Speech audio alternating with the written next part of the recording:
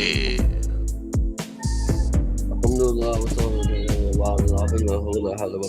Salam alaikum, everybody. Welcome to G Islam Dawah. Alhamdulillah. Debate the Fatwa. I am G Islam Dawah.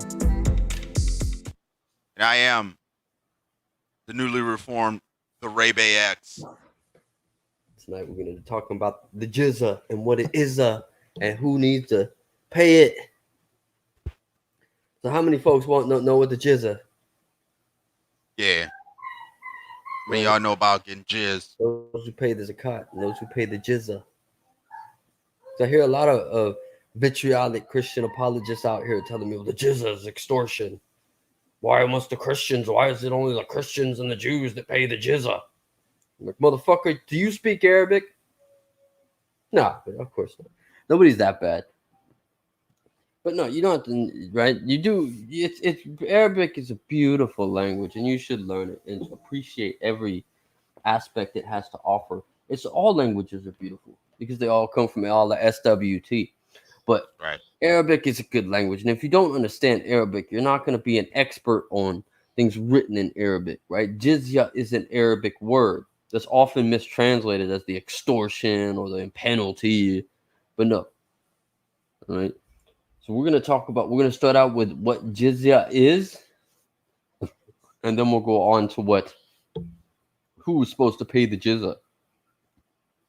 Yeah. Jizya is a per capita yearly taxation, just like zakat, historically levied in the form of financial charge to the permanent non-Muslim subjects of a state government by Islamic law. Muslim jurists required adult, free, sane males among the Duma community to pay the jizya, while exempting women, children, elders, and handicapped, the ill, the insane, monks, hermits, and slaves, and muslimins, non-Muslim foreigners who are only temporarily residing in the Muslim lands. Dhimmis who chose to join military service were also exempted from the jizya, and were those who could not afford to pay the jizya. According to Islamic law, elders, handicapped, etc., must be given pensions, and they must not go into begging. They can't do it. Right. And the Quran and Hadiths mention jizya without specifying its rate or amount. However, scholars largely agree that early Muslim rulers adapted existing systems of taxation and tribute that were established under previous rulers of the conquered land, such as those of the Byzantine and Sasanian empires. The application of the jizya varied in the course of Islamic history, together with the kharji, a term that was sometimes used interchangeably with jizya. Taxes levied on non-Muslim subjects were among the main sources of revenues collected by some Islamic prophets, such as the Ottoman Empire and the Indian Muslim sultanates. Jizya rate was usually a fixed annual amount depending on the financial capability of the payer. Sources comparing taxes levied on Muslim and jizya differ as their relative burden depending on the time, place, specific taxes under consideration, and other factors. Now, historically, the jizya tax has been understood in Islam as a fee for protection provided by the Muslim ruler to non-Muslims, for the exemption from military service for non-Muslims, for the permission to practice a non-Muslim faith with some communal autonomy in a Muslim state, and as material proof of the non-Muslim submission to the Muslim state and its laws. Jizya has also been understood by some as a badge of state of humiliation of the non-Muslims and a Muslim state for not converting to Islam, a substantial source of revenue for at least sometimes in places such as the Muayyad era, while others argue that if it were meant to be a punishment for the demands unbelief, then monks and the clergy wouldn't have been exempted. Yep. And the term appears in the Quran referring to a tax or tribute from people of the book, specifically Jews and Christians. Followers of other religions like Zoroastrian and Hinduism too were later integrated into the category of dhimmis and required to pay jizya. In the Indian subcontinent, the practice was eradicated by the 18th century. It almost vanished during the 20th century with the disappearance of Islamic states and spread of religious tolerance. The tax is no longer imposed by nation states in the Islamic world, although there are reported cases of organizations such as the Pakistani Taliban and ISIS attempting to revive the practice. Now, some modern Islamic scholars have argued that jizya should be paid by non-Muslim subjects of an Islamic state offering different rationales. For example, Sayyid Qutb saw it as a punishment for polytheism, while Abdul Rahman Doi viewed it as a counterpart of the cat tax paid by Muslims. According to Khaled Abu El Fadil, moderate Muslims reject the Dhimma system, which encompasses Jizza as a inappropriate for the age of nation states and democracies.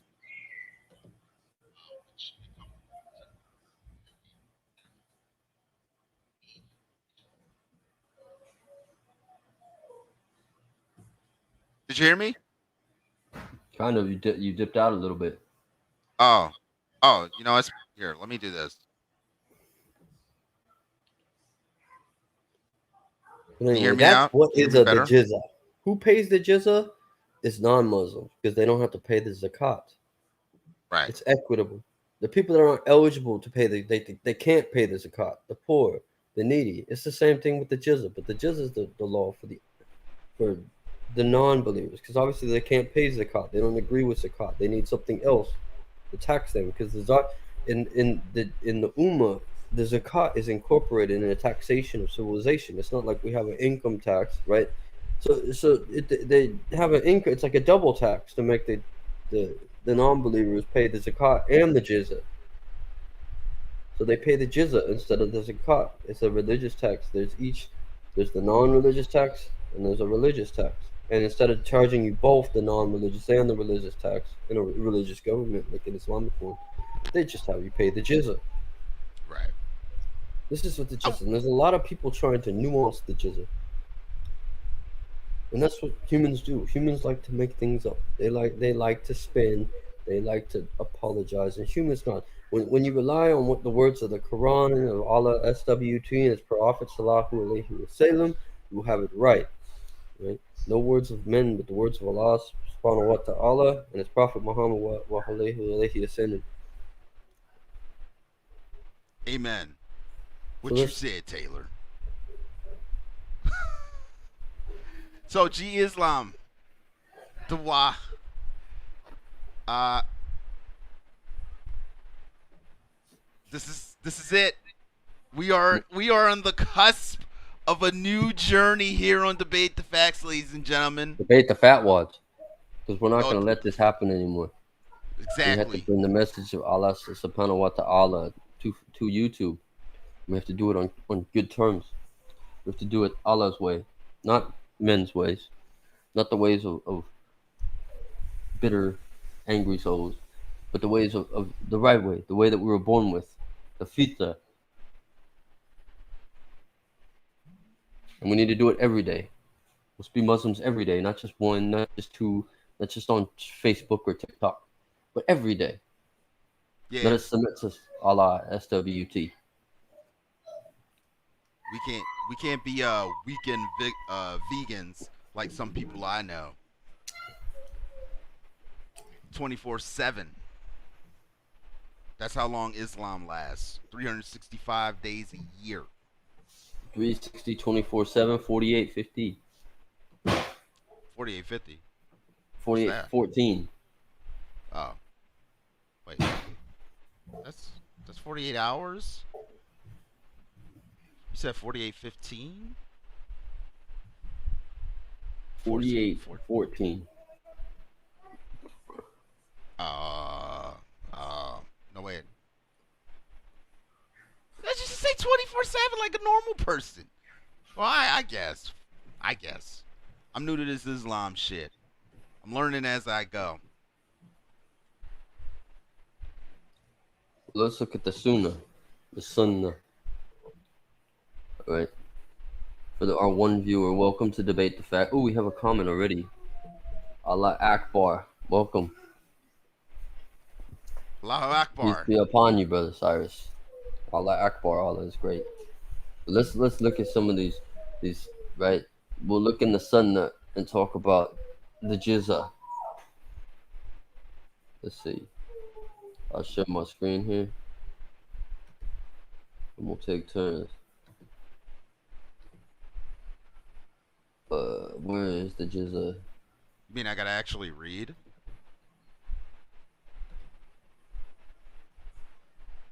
All right, you see my screen? Yeah, I see your screen. I gotta zoom in mine, so. All right, this is narrated by Amr bin Dinar.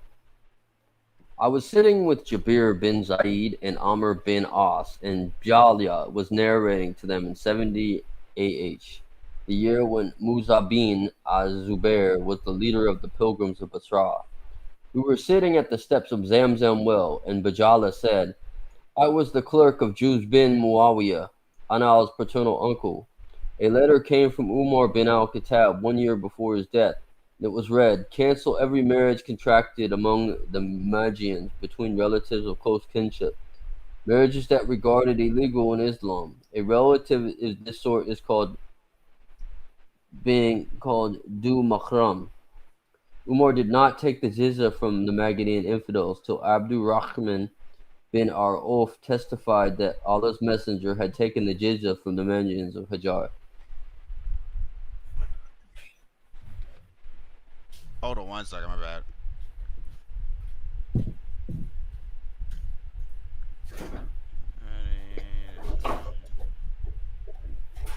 Oh, okay. Why did they do But see, that? right, this is an example of that. This is why they pay the jizya and not the zakat, because the zakat is a decree. It's a penance. It's one of the pillars of Islam to do this. People like this, they're not in the right fitra to pay the zakat, so they must pay an alternative, the jizya. Otherwise, they will roam free like Switzerland, right? They'll be Yeah, not paying any taxes and they'll be just right. using everything up. The zakat is a holy tax, right? The jizya is for the unholy. We could use something like that here in the United States. A holy tax. Unfortunately, in these secular Western countries, these Western nations where white liberals rule the land, we don't have such a thing. We got this thing called separation of church and state. So, am I reading next, or what? Yeah, go ahead. Can you see All it? right, this here, yeah, I see it. This here is narrated by Amir bin Auf al Ansari. Sorry if I'm massacring this language here. Fortunately, I'm not I'm not native of it. Now, who was an ally of Bam Amir bin Luai, and one of those who had taken part in the Ghazwa of Badr. Allah's messenger sent Abu Ubaidah bin al-Jarrah to Bahrain to collect Jizza. Allah's messenger had established peace with the people of Bahrain and appointed Al-Allah bin al-Hadrami as their governor. When Abu Ubaidah came from Bahrain with the money, the Ansar heard of Abu Ubaidah's arrival and coincided with the time of the morning prayer with the Prophet. When Allah's messenger led them in the morning prayer and finished, the Ansar approached them and he looked at them and smiled on seeing them and said, I feel that you have heard that Abu Ubaidah has brought something. They said, Oh, no, excuse me. Yes, O Allah's messenger. He said, Rejoice and hope for what will please you. By Allah, I am not afraid of your poverty, but I am afraid that you will lead a life of luxury, as past nations did, whereupon you will complete with each other for it as they competed for it, and it will destroy you as it destroyed them. Amen. Alhamdulillah. Alhamdulillah. Alhamdulillah. Let's read another one.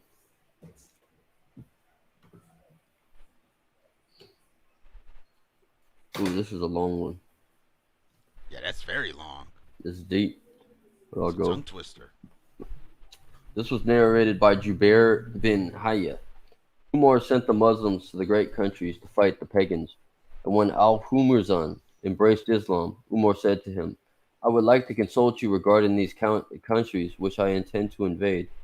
And Al-Humurzan said, Yes, the example of these countries and their inhabitants who are the enemies of Muslims is like a bird with a head, two wings, and with two legs.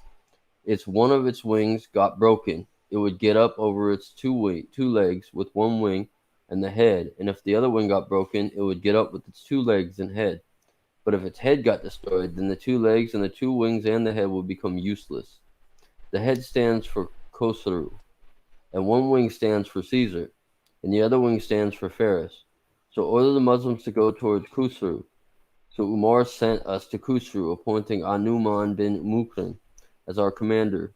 When we reached the land of the enemy, the representatives of Khusru came out with 40,000 warriors, and interpreters got up saying, "Let one of you talk to me." And Al Mughal replied, "Ask whatever you wish." And the other asked, "Who are you?" Al Mughal replied, "We are some people from the Arabs. We led a herd, miserable, disastrous life. We used to suck the hides and the date stones from hunger. We used to wear clothes made up of fur of camels and hair of goats, and to worship trees and stones while we were in this state. The Lord of the heavens and the earth, elevated in his remembrance, and majestic his highness, sent us to us from among ourselves prophet, whose father and mother are known to us. Our prophet, the messenger of our Lord, has ordered us to fight you till you worship Allah alone, or give us Jizza. And our prophet has informed us that our Lord says, whoever amongst us is killed, martyred, shall go to paradise, to lead such a luxurious life as he has never seen. And whoever amongst us remain alive shall become your master. Al-Mughira then blamed Al-Numan for delaying the attack. And Al-Numan said to Al-Mughira, if you had participated in a similar battle in the company of Allah's messenger, he would not have blamed you for waiting, nor would he have disgraced you. But I accompanied Allah's apostle in many battles, and it was the custom that he did not fight early by daytime. He would wait till the wind had started blowing, and the time for the prayer was due. Alhamdulillah. Alhamdulillah. Now, let's see here. This here is narrated by Abu Hamid Said. Excuse me. We accompanied the Prophet in the Ghazwa of Tabuk, and the king of Ayla presented a white mule and a cloak as a gift to the Prophet, and the Prophet wrote to him in a peace treaty, allowing him to keep authority over his country. I'm glad I get all the short stuff to read. I'm so excited. Yay me! You get all the short ones?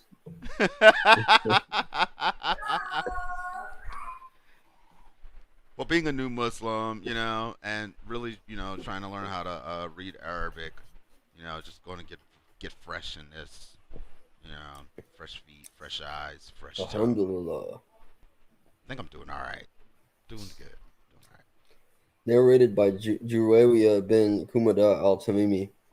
We said to Umar bin Khattab, Joe, chief of the believers, advise us, he said. I advise you to fulfill Allah's convention made with the demons, as it is the convention of your prophet and the source of the livelihood of your dependents, the taxes from the demis.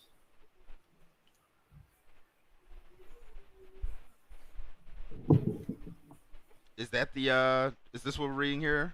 Mm-hmm. I can hit that in the search bar. Yeah. All right, hold on. Give me 1 second. What I'm gonna do is I'm gonna put up on my screen also, so that way I can read some of the longer shit, Yeah, the longer stuff Sunnah. as well. Sunnah.com. What is that one? Let's see how that's spelled. So for those of you who knew, we were debating the fact while we were reading from the Sunnah. We came to talk about the Jizza and what it is. Hold on, I hope I spelled that right. Spell that for me, Shahir. This is Jabir bin Abdullah. Oh no, Yahya bin Said. All right, what did you type into the search bar? This is Sunnah.com Bukhari 58. This is Bukhari book 58.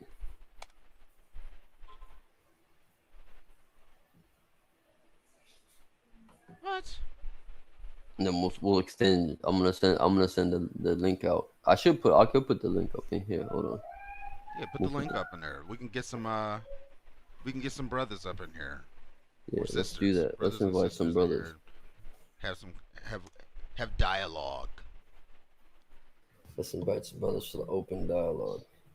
Ooh, my chicken's on its way. If anyone has any questions about the Jizza, then hold on. I'll send it. I'll send the link.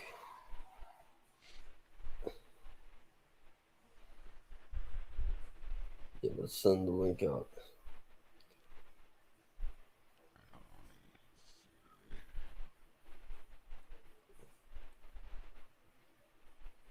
Oh, I'm spelling it wrong. That's why.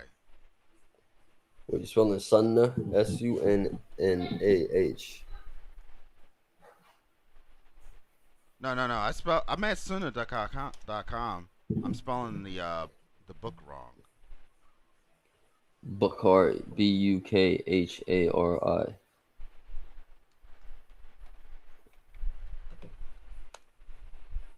Ah, I see. I see. And that's 58. So I ordered. I shared the link out, and I ordered some of the folks to come in.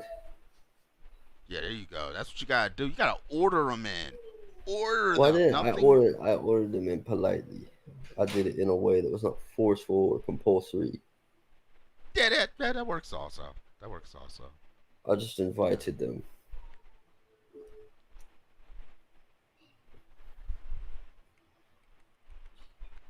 It's Bukhari. Yes, Bukhr or Hari. Bukhari. Okay.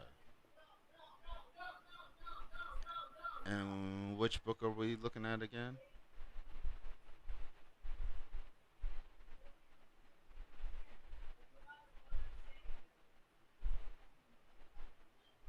Let's see. And it's on Jizya. Yeah, the Jizza.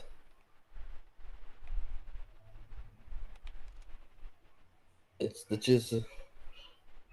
Oh yeah. So we were supposed to watch. You remember that we were supposed to watch this video about Noah's Ark.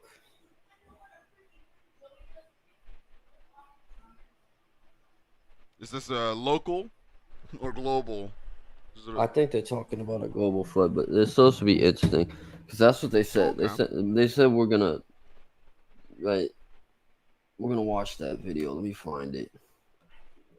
Sounds wonderful. Yeah, let's do that. Let's do that. Oh, did I find it? I think I did. No, I didn't find it. So hold on. All right, I got the video up.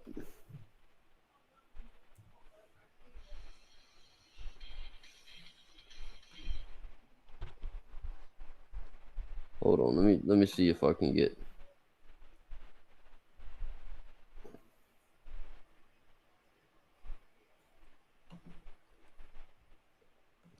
I can't get my YouTube up in the same window. All right, I'm gonna share the video now. All right, this is the video we were supposed to review the other day. So we're gonna do it now that we're done talking about the Jizza. She. Oh, I thought she was masturbating for a moment. That is a sin. Sin.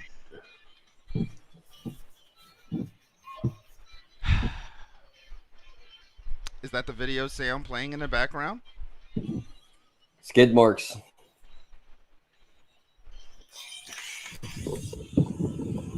Brother Taylor, you might want to share the sound.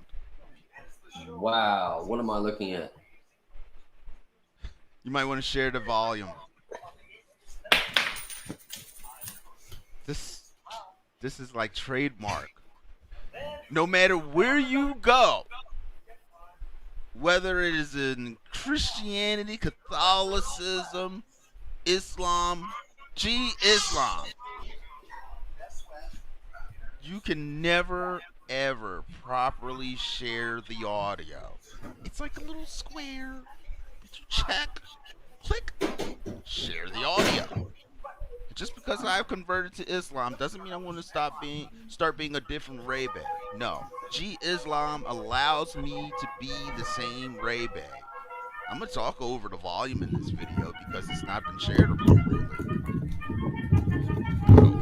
Okay. Now do it. Can you hear me? Of course, you can't hear me. Can you hear me? Yeah. You want to share the audio? Huh? Do you want to share the audio? Did you check Oh, did I forget to share the audio again? Yeah. Oh Yeah. boy. Alhamdulillah. Wallahi. Unbelievable. I didn't share the audio. Oh, have mercy on all of us. Alhamdulillah. Let me add it again. Hold on.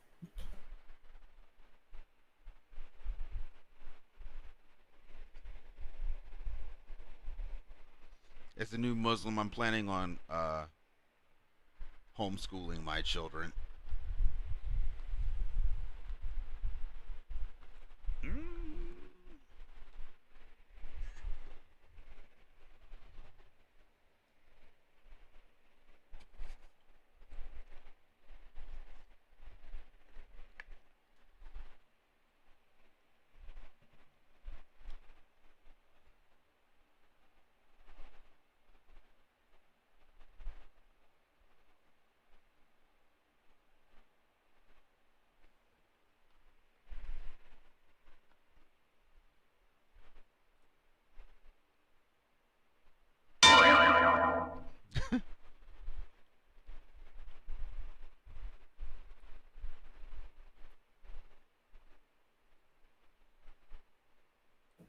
All right, I got my audio back.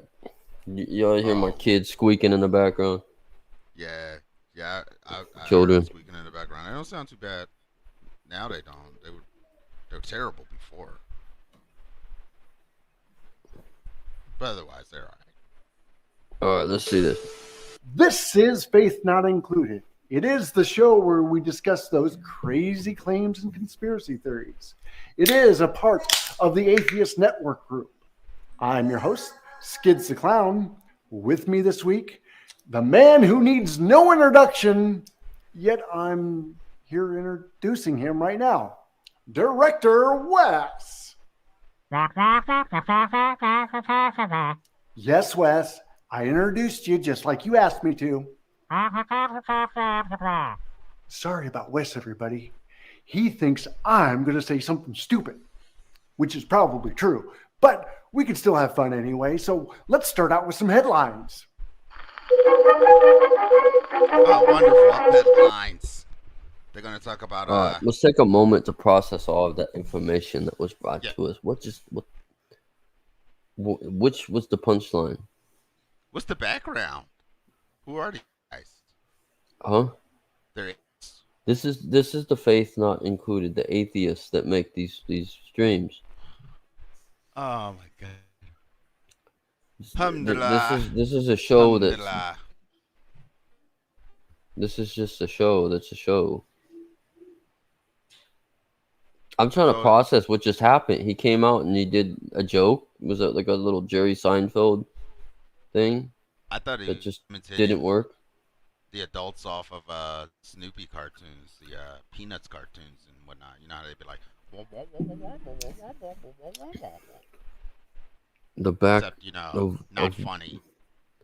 What's this hat? The week's headlines. Let's see what else is going to happen here.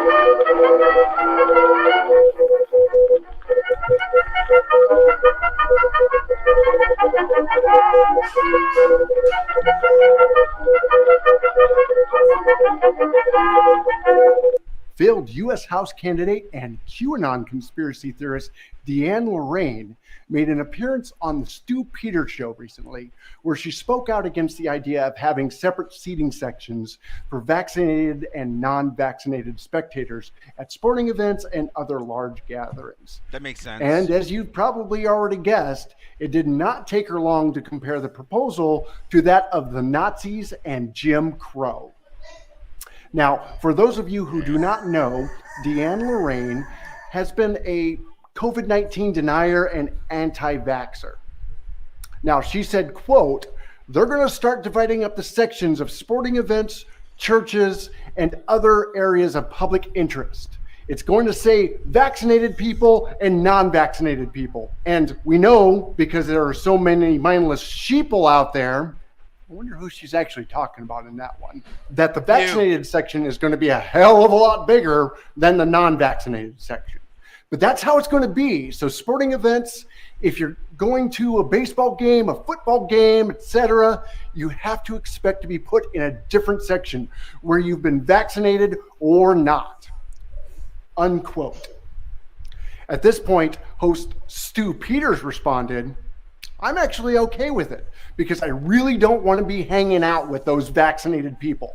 All this talk about transmission and shedding and all this other stuff. I mean, this is going to be a contagious vaccination. It's a self-spreading vaccination. If only they put this much worry into the actual pandemic when that was a thing. Lorraine replied with, don't shit on me. We need to start having don't shit on me flags everywhere.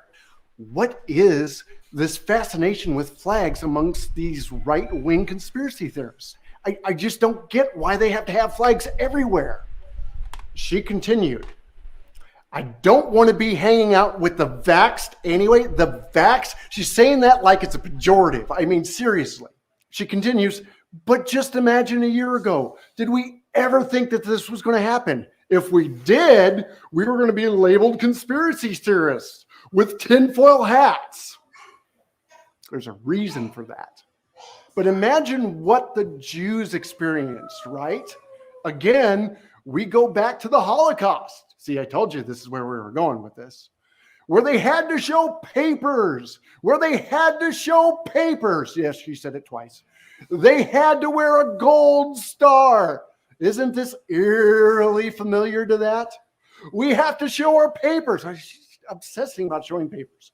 We have to show proof of vaccination, and it's going to be separating people from the vaccinated versus the unvaccinated. It's also going to be like back in the days where racism was paramount, and they had separate water fountains, separate schools, separate eating areas for blacks and whites. How is this any different? End real quote. Well, Deanne, if you don't know the difference between Jim Crow and the separation of people based on colors and the actual idea of separating vaccinated and unvaccinated people to keep a pandemic under control, that is your problem. I have to All right. say this. How I do much of wanna that say did this you real get? quick.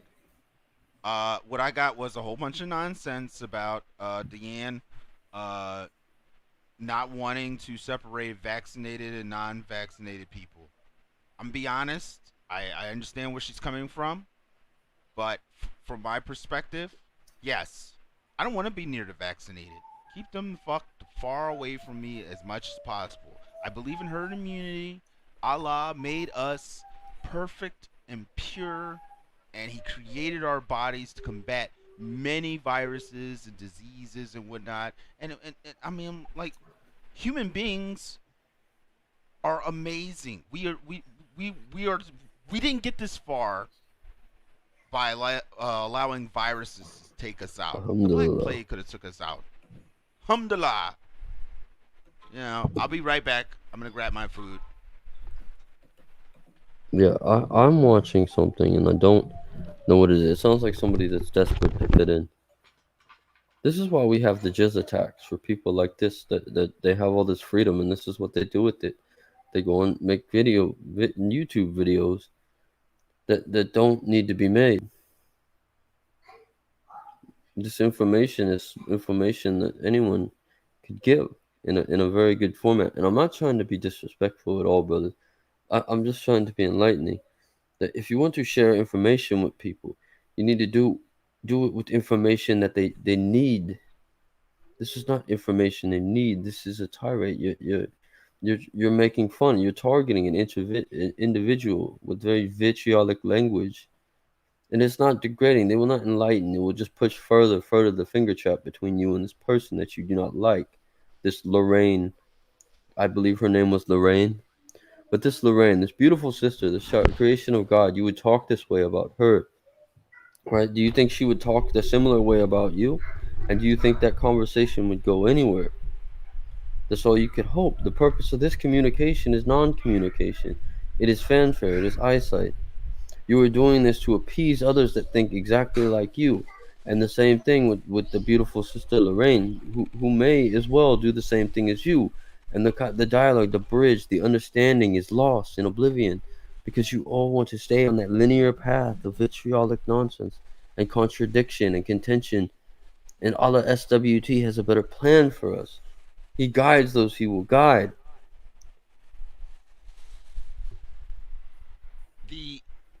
The essence of Allah, God, is to be fruitful and multiply. And that is the core tenet behind Allah's will creating us human beings. This is like I was in a conversation earlier. Oh, there we go. I was in a conversation earlier and whatnot, and they were talking about abortion and Texas's new abortion law, and they were like, "Oh my God, everyone's out here trying to regulate women's bodies." It's not. It's about culturing and protecting the sanctity of life. And you know what? These liberals, they lose their minds, and I believe this is a liberal combat tactic to try to separate people. The Democrats did it back with Jim Crow. They're doing it again with the vaccine and the non-vaccine. They don't use the coitus interruptus like Allah's prophet, peace be upon him, said. The coitus interruptus is acceptable as long as it's not forced and it has permission. Exactly. It's acceptable. There would be no abortion if everyone did the coitus interruptus. Subhanallah. Exactly. And if the man doesn't perform the coitus interruptus like he's supposed to, women, then hop off. Hop off. Especially if you're not being forced, hop off. Alhamdulillah, hop off. Alhamdulillah. Hop off of it. You wouldn't have to worry about anyone regulate. Yeah, I'll always ask permission, especially with your husband. Ask permission to hop off. Say, can I hop off? I'm gonna hop off. Please let me hop off. I feel you vibrating down there, husband. May I hop off, please? And it's, if you have the permission, then you're good to go. If not, well, you're going to be having a baby. If you can have babies. Taylor, in honor of our last video, I'm eating some very spicy chicken wings here. Oh boy, and that's exactly the atheists want to make mean. They want to make combat with the apologists. The apologists want to make combat with the atheists. They want to combat each other. They want to fight. This is they have to let go and walk the true path of all that's that. What they do. That's why I left the atheist community. They want There's to no fight. Unity there. These people want to do war. They want war. They want anger. They want contention. They do not want understanding and reason. They do not believe in Allah on the last day. Once you put Allah SWT in your life, all these problems will slowly fix themselves. Everything that was wrong will fall into the right place. So you hold the rope of Allah, all these verses will be clear. For those who are confused, it is because they're confused, right? They contend. They want the confusion because the confusion is war and the war is contention. They have contention. Now look at this. What are we going into next? All I heard is this guy is trying to do the news like Stephen Colbert, and he's being vitriolic towards a lady that he doesn't like. And if we went to her channel, it would be just the same. It's just through that paradigm, and absolutely useless. He wants to be John Oliver so bad. The best thing I can say, like, I want to be complimentary, and I can say the most complimentary thing about this video is that it's only 28 minutes long. Yeah, it's like the shortest video we ever done. Yes. Some of these guys go on for hours with this. Mm-hmm. So here, hold on. Do we still have this up on the screen? I don't know. And I don't want to use the word liberal so loosely. I should change my verbiage. What We I got mean to five. say is progressives, because I do consider myself to be a socially liberal person, but to the extent of where I'm not going to tell someone how to live their life, step into their zone and be like, you got to do this, and you got to do that, and you got to think this way, and the way you're thinking is wrong. The Jizza. What you know? This is why they pay the Jizza. Exactly. Let's throw it The back Jizza up. shows respect. When thinking up ideas for the main subject of this show, Wes suggested that we cover yicks. Now, I was not too sure that we could do such a topic, but after doing some research, I found a lot of great things we can talk about. Yeks are dumb, hairy, smelly beasts that usually live in herds and... What do you mean I've got it wrong? I'm doing what you told me to do. Oh, yeah, young Earth creationists. Dumb, hairy, smelly beast. I think this still will work. Oh, come on! That was too easy. Fine. Look, I'm sorry. I didn't mean to call you Harry. Young Earth creationists are people who actually take the Bible very literally. In fact, they've determined the age of the earth using the Bible's genealogy as a method to date how far back from today's date we have to go to get to the beginning of time. Whoa, Notable whoa, young whoa, Earth whoa, creationists. whoa. I left for 2 or 3 seconds. You missed your former profession of faith being compared to a yak. You should rewind that. Well, thank you, free naturalist. And my name is no longer Taylor. It's Islam DAWAH. That is Taylor. It's a dead name. So, before I got interrupted by that, I left for about 2 or 3 minutes, and I came back, and we went from anti-vax to young Earth creationism. This video, this guy doesn't know how to stay on topic. I would have done a full 20 to 40 minute rant. Oh my gosh, alhamdulillah. So 20 to 40 minute rant on one subject, and then I would have moved on to the next. He said so little.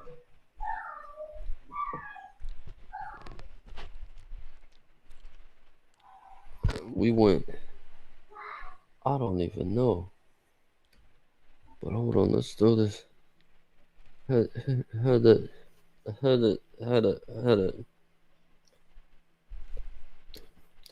Everything about this seems so choreographed. His every move. Is that a caveman? Yeah. Wow. Looks good in that suit. It's Ken Ham from Answers in Genesis. I know who he is. I was being sarcastic. But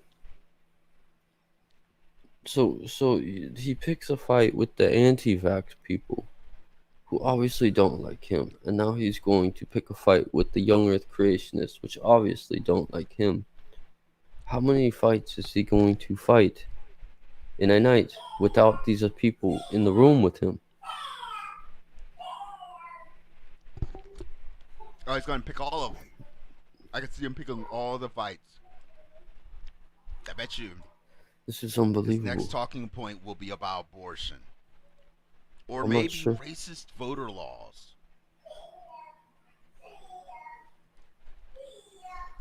We've got some time. I don't even think we can handle all of this. What do you think?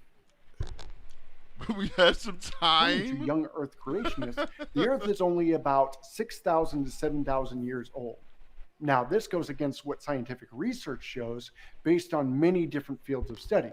This includes history, cosmology, geology, and evolution. But don't take my word on it. I'm just some internet clown. We can ask a lot smarter people than me what they think about young Earth creationists. In fact, that's exactly what I did. I spoke with close personal friend of mine, Dr. Josh, to get the historical take on what he thinks about young Earth creationism. Hey, Wes, roll that clip. Skids the clown. Yeah, I don't know who that is. I don't know that I want to do a show with a clown. I'm a serious scholar.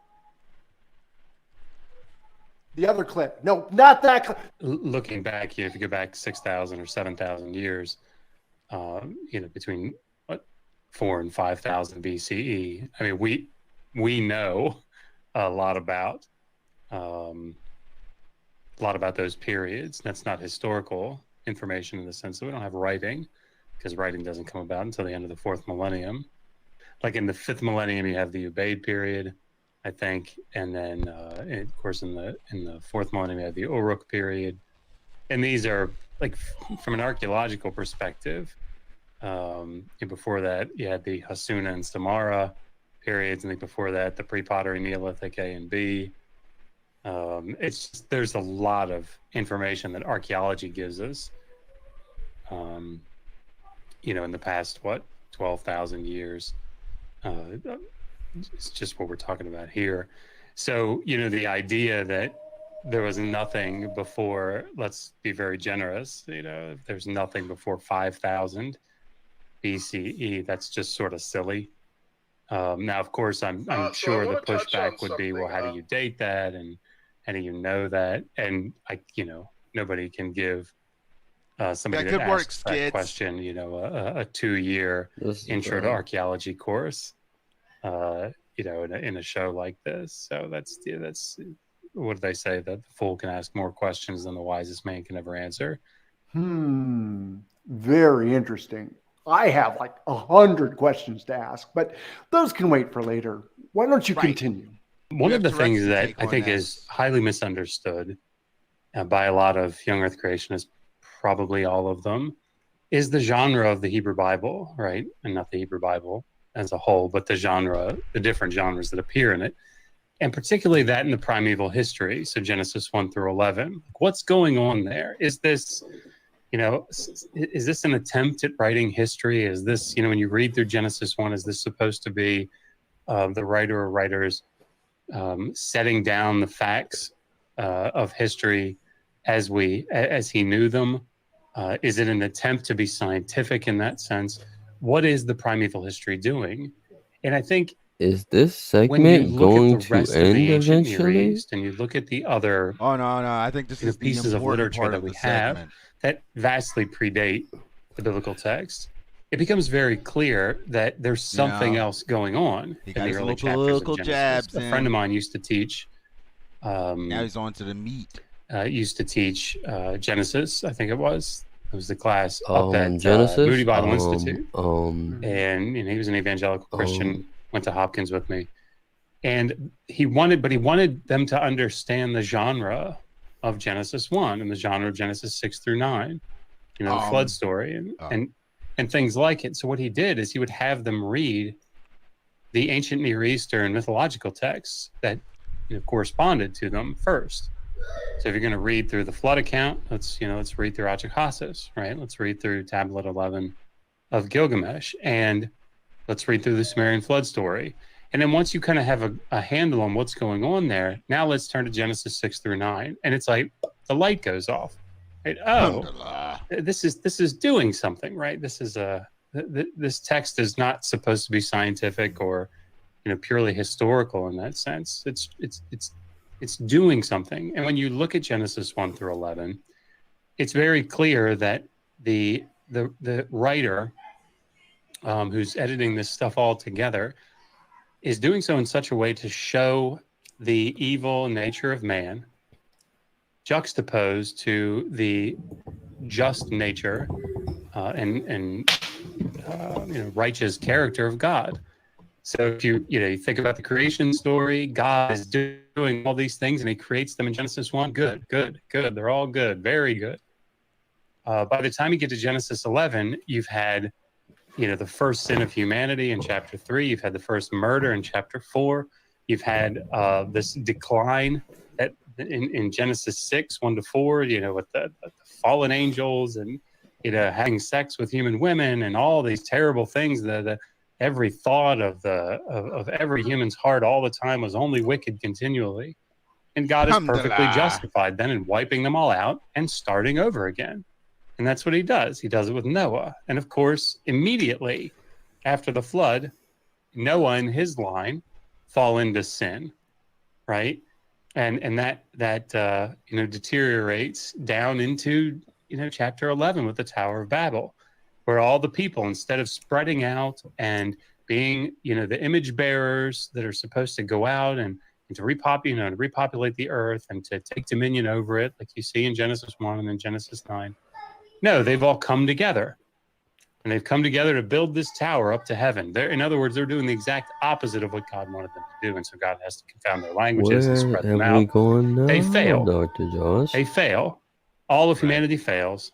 And so God again starts over by choosing Abraham, right? This chosen nation. And even it goes further than this, and then I'll stop. But as you go through the book, the book of Genesis into Exodus and Numbers, you start to see, particularly in the book of Numbers, see over and over again God's chosen nation that he's called out of Egypt and that he's keeping secure and alive through the wilderness. They rebel. And several times God says, that's it, I'm starting over. I'm going to wipe them all out, right? Moses, I'm starting over with you. And Moses has to kind of talk him down, right? So this is a literary pattern that we see. If you can understand that, it becomes very clear that you shouldn't be going to texts like this, going, okay, this person lived for 969 years, this person lived for 747. You add those up, and then there's some overlap here for that. And so stop, right? That's not what the text is doing. The text is, it's literary, and it's doing something to tell you a theological point. So, according to Dr. Josh, the narrative of the Bible doesn't quite line up with the historical record that we have.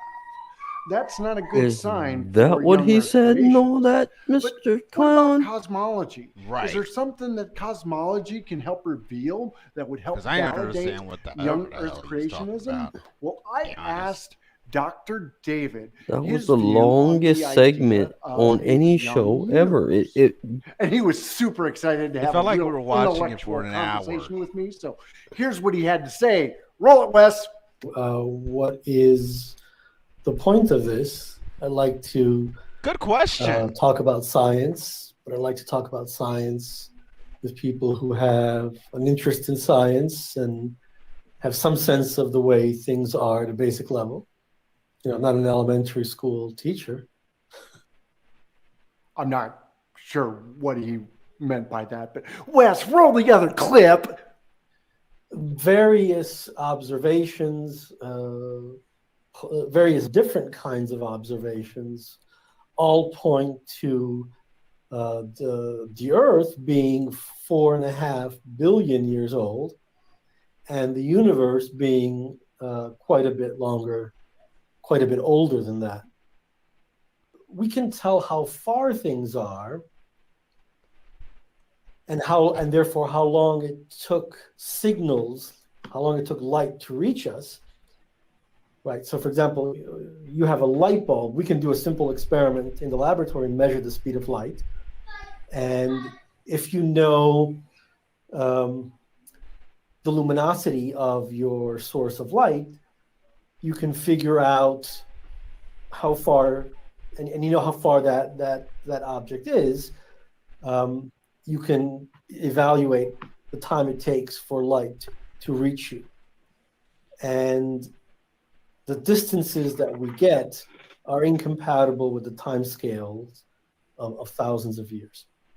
We need orders and orders of magnitude longer time scales for most of what we see out there in the universe. Interesting.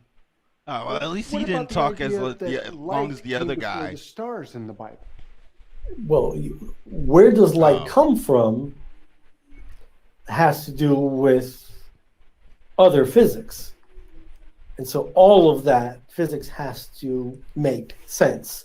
And so you're asking a question ultimately about how stars form, when stars form, where do stars form, right? So there's a long history of this.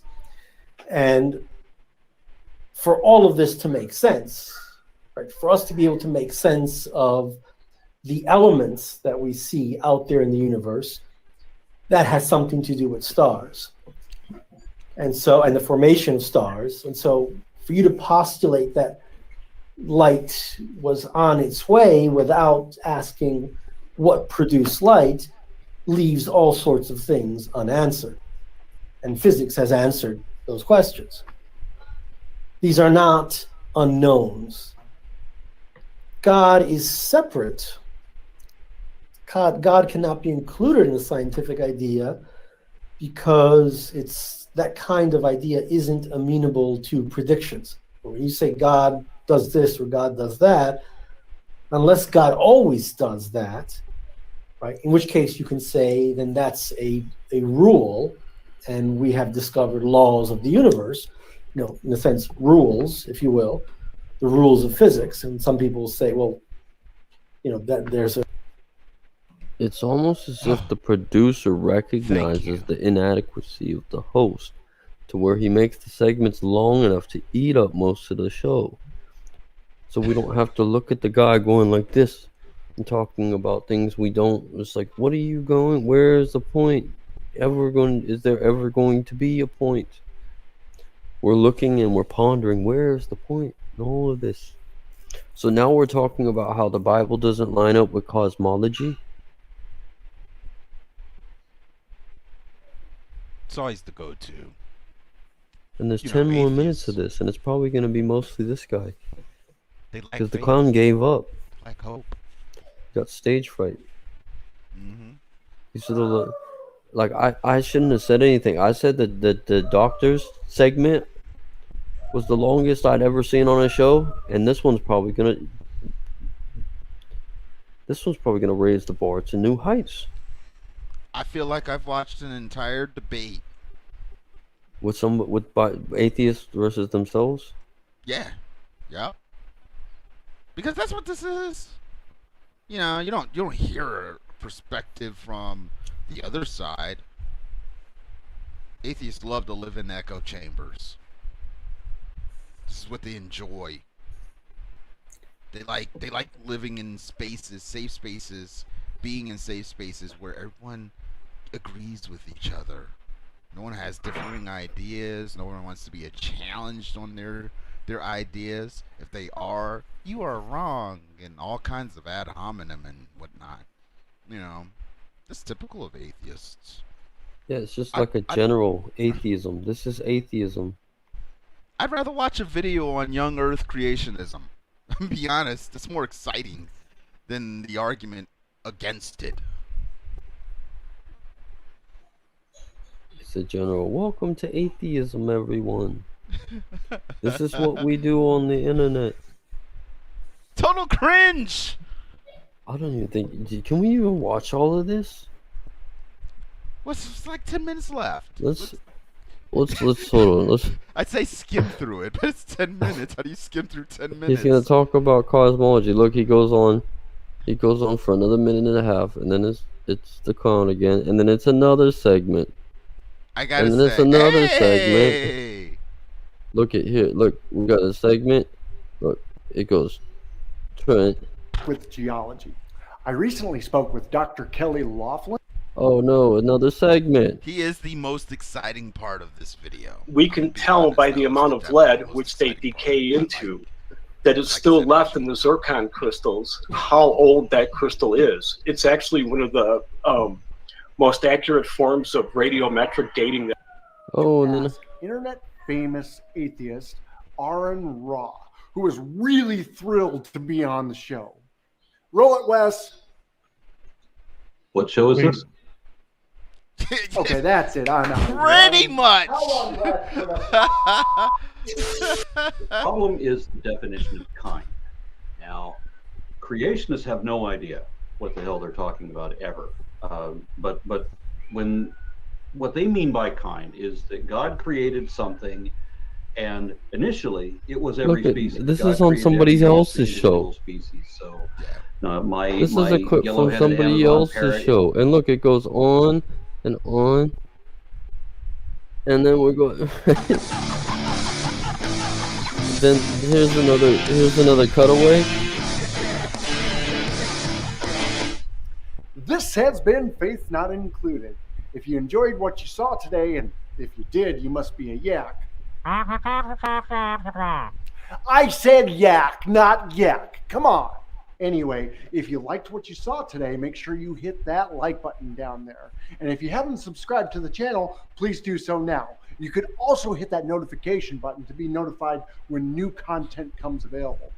So from Skids the Clown and Director Wes, we'll see you next time. Lost, I swear. Alhamdulillah. None of them. I don't think any of them were guests on the actual show, though. I think these were clips taken from other people. What I think is he had them say these little talking points or like put a normal input, their arguments, and then they threw them in later. They edited them in afterwards. I'll give them the benefit of the doubt. Benefit of the doubt. Benefit of the doubt. Alhamdulillah. Alhamdulillah. Look, it's a yak. It's a yak. It's a picture of a yak. That's the most entertaining thing. Oh, that is cute. Allah made that. Oh no, it's not over. There's 3 more minutes. It's Prophet Oz. Hey everyone, I really hope you enjoyed this premiere episode. We put a lot of work into it, and I would love to hear some of your feedback. Well, anything I can do to make the show better would go a long ways. This show is fun for me, but it's for cut it down to everybody 0 involved. minutes, 0 So, seconds. definitely hit me up with any suggestions or anything you would have that I can do to improve the show. Also, immediately after the end of the stream, we're going to head over to the Discord channel, and we'd love to chat, get feedback, just hang out and have fun. So once again, I want to reach out and thank Dr. Josh, Dr. David, Kelly Laughlin, and Aaron Raw for helping me put this together. Definitely want to thank Director Wes for keeping me in line. As you can see, he's got his hands full with that. And Oz and everybody else at Tang for giving me a platform to put the show. So once again, for Faith Not Included, I'm Skids the Clown. Everybody have a great night. Buenas noches. Wonderful. That was a little much. He's got more than one episode. Yeah, he just keeps putting them out. If you know anything about the Tang guys, I think we've had them. We've looked at them like once or twice. Yeah, I've definitely called into them, and they have a lot of videos. They just lack a lot of substance. It's like the white meat on the turkey. There's a whole lot of it, but it's a little dry. They need more edge. It's a little dry. Sharpen them edges. Drier than fucking turkey without onions in it. So to be nice, I'd like to say the positive things. Like maybe you guys could do your own show instead of having clips from other live streams. Make up, patch together most of your show. We didn't have a problem. We've been in this show the whole time. Yeah, we were in there. Yeah, the whole entire time. The whole time. Yeah. I don't make a point and then ask. Well, I talked to this guy and then actually not have me talk to him and cut a clip from Oz Tart's show. Pretend like it's like doubled. So he's on Oz Tart and he's on your show, and you pretend like he's on both, saying the exact same thing word for word verbatim.